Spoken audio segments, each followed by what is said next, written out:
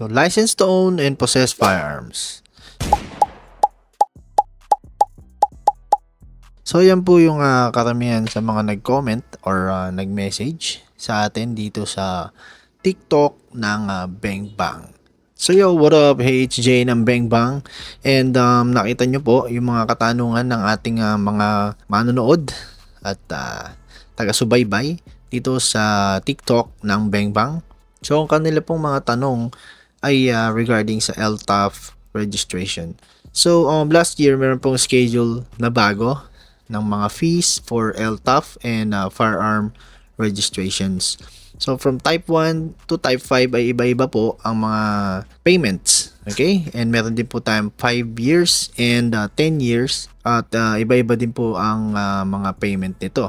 Pwede nyo po mapanood yung video dito sa TikTok. And kung mapapansin nyo po, medyo detailed po yun. Andun din po yung mga steps, requirements from scratch.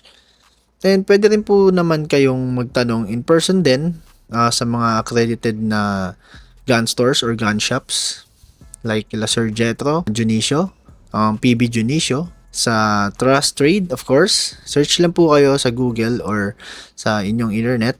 Marami po dyang options.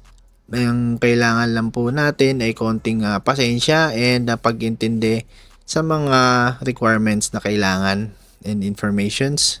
Kailangan maging aware po tayo so para pagdating natin sa actual ay hindi po tayo mahirapan. So yun lang po. Click nyo na lang po yung ating TikTok page or channel para mapanood din po ninyo ng buo yung ating video regarding sa pagkuha or pag-obtain ng gun or firearms dito sa Pilipinas. Maraming salamat po.